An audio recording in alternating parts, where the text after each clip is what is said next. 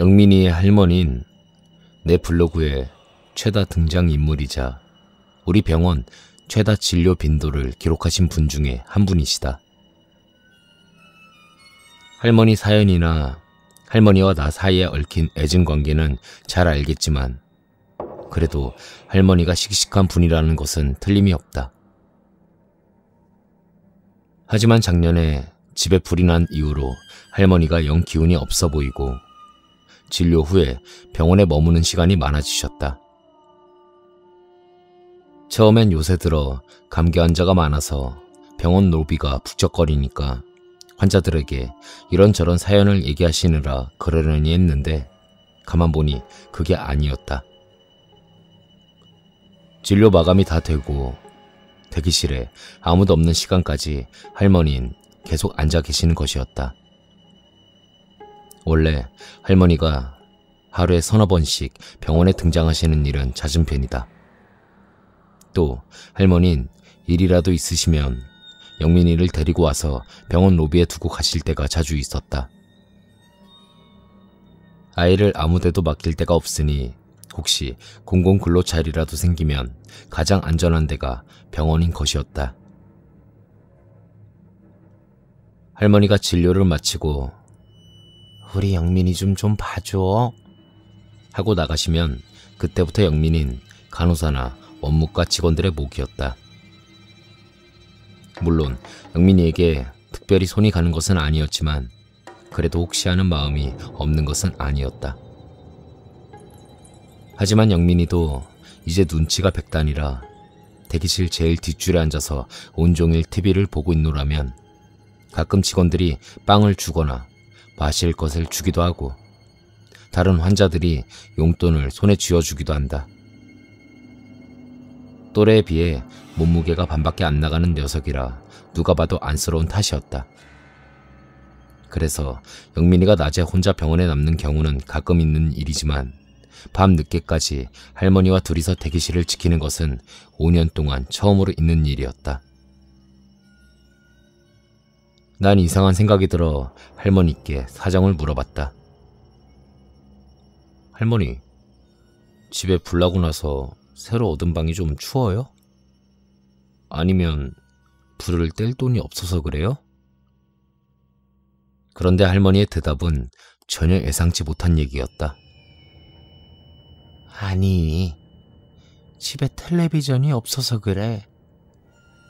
불나서 다 타버리고 텔레비전이 없어서 텔레비전 좀 보려고. 방해되면 오지 말까? 그러고 보니 그럴만했다. 불이 나서 옷가지까지 모두 타버린 상태니 노인과 아이가 늦은 밤에 TV라도 못 보면 무엇을 하겠는가 싶었다. 난 작년부터 어떠한 경우라도 마음을 약하게 먹지 않겠다 결심을 했지만 업무과장을 불러 병원에 남는 TV가 없는지 물어봤더니 남는 것은 작은 환자용 TV밖에 없었다. 도리 없이 내 사무실에 놓인 TV를 드리려고 했더니 할머니가 고개를 100번쯤 숙이셨다. 사실 중고 TV 한 대의 가치가 5만 원은 할까? 내가 버리려면 오히려 돈을 내고 버려야 할 물건인데 그나마 그것에 저러는 모습이 영 마음 한구석을 불편하게 만들었다. 그래서 다음날 업무과장에게 TV를 가져다 드리라고 다시 확인을 해보니 할머니가 그날 밤 리어카를 빌려 그 길로 당장 싣고 가셨다고 했다. 할머니 생각엔 내가 혹시 다음날 마음이 변할까 걱정이 되신 탓이라고 싶었다. 결국 나도 문제가 있었다. 할머니가 아무리 그러신다 한들 그것이 이유 없는 게으름이 아니라 결국 생존의 한 수단이었던 것을 내가 거기에 마음을 두고 보이지 않는 거리를 둔 탓이었을 것이다. 그래서 마음 한켠이 영 불편하고 걸려 있었는데 방금 할머니가 밤인데도 불구하고 병원에 또 오셨다. 할머니, 집에 TV가 안 나와요? 선이 연결이 잘 안 돼요? 라는 내 질문에 손사래를 치셨다. 할머니는 그 질문에 아니, 그게 아니고 서울에 구경 갔다가 허리가 병 났어. 아침 10시에 갔다가 한밤중에 왔는데 춥고 한 군데 오래 서 있었는데다가 차를 오래 타서 허리가 아파 라고 하셨다. 그날 영민이는 하루 종일 병원에 맡겨져 있었는데 그게 결국 관광 때문이셨다는 말인가 싶어가지고 순간 약간 심기가 불편해졌다. 할머니와 난 늘 이런 식이었다. 할머니가 나의 진료실이나 대기실에 앉아 늘 눈물을 지으시며 손을 벌리시는 일이나 할머니가 영민이를 시설에 맡기지 않고 데리고 계시는 일이나 이렇게 관광을 가시는 일이나 모두 바르지도 그러지도 않는 일이다. 하나는 생존이고 둘은 혈연과 도구의 문제이고 세 번째는 아무리 형편이 그래도 할머니도 한 번쯤은 웃는 일이 있어야 할 테니 말이다. 이 문제들은 내가 아무리 고민을 해도 이리 얽히고 저리 설켜 결국엔 실타래처럼 뭉치고 만다. 근데 그 다음 할머니의 말씀이 나를 꽤나 불편하게 했다. 아니 누가 동네 노인들을 서울 구경시켜준다고 가자고 하더라고. 노인정의 할매들이 모두 다 따라갔어. 청와대도 보여주고 청계천인가 좋은 거 해놨다고 그거도 구경시켜준다고 가자는 거야.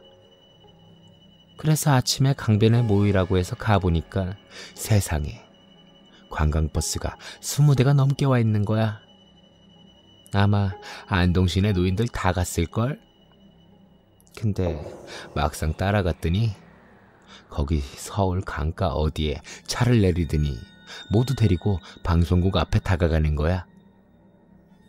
난 방송국 구경 먼저 시켜주려고 하는 줄 알았어.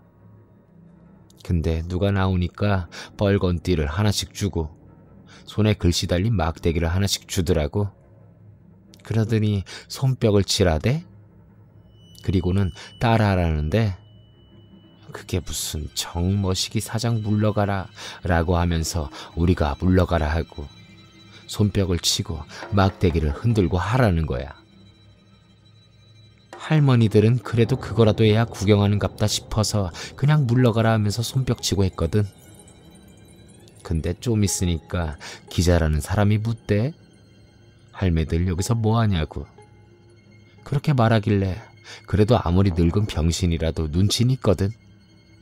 우리가 놀러왔다 하면 우리 데리고 온 사람들 다칠까 싶어서 정머시기 사장 물러가라고 그거 하려고 왔다고 했어. 전부 다들. 근데 이 망할 놈들이 세상에 그거 끝나고 도로 버스 태워서 그냥 와버리잖아. 김밥 2주라고 돼지고기 삶은 거 조금하고 떡 2개 주곤 밥도 안 주고 그걸로 서울 방송국 구경한 거지 뭐. 그래서 오는데 사방에서 할매들이 허리 아프다고 앓는 거야. 그 추운데 그 짓을 했으니 몽땅 속았지 뭐. 정말 이건 아니다 싶었다. 할머니의 사연이야 그나마 이상한 물건 파는데 속으신 게 아니라 다행일 수 있지만 세상에 이게 무슨 일인가. 사회는 다양하고 누구나 소수의 의견을 개진할 자유가 있다. 소수는 그 자체로서 보호받아야 되고 그것이 바로 인권이다. 난 누가 광화문 사거리에서 김땡땡 만세하고 만세 삼창을 하더라도 그가 간첩 행위를 하지 않는 한 그 사람을 가련하게 여길 뿐 처벌하는 데에는 반대한다. 왜냐하면 그가 바로 짐승과는 달리 생각을 하는 사람이기 때문이다. 그러나 그가 만세 삼창을 하는 것은 자유지만 귀가 약한 누군가에게 이 만세는 김구 선생을 위하는 것이라고 속이고 만세 삼창을 시키면 그것은 안 되는 일이다. 그것은 누구나 스스로 존중받기 위해 우리가 지켜야 할 사회적 약속이기 때문이다. 그래서 난 이 일의 경위도 자세히는 모르고 누군가가 왜 할머니들에게 이런 일을 시켰는지 그 주장이 옳은 주장인지 틀린 주장인지 모르지만 내가 아는 한 분명한 것은 절대로 이런 일은 있어서는 안 되는 것이라는 점이다. 비록 그 일이 아무리 옳은 일이라도 자신의 의사를 관철하기 위해서 이런 수단을 동원해선 안 되는 일이다. 어쨌건 그 물러가야 할 사람이라는 사장과 무슨 사연인지 무슨 일을 하는 사람인진 몰라도 그 사람을 물러가라고 할머니들을 동원했다는, 또 다른 그 사람들이 서로 다투는 동안 영민이 할머니인 진통제 주사를 맞고 물리치료를 받았으며 영민이는 그날 하루 종일 병원 대기실을 오가며 또 하루를 천덕꾸러기로 지내야 했다. 2007년 1월 8일 시골 의사.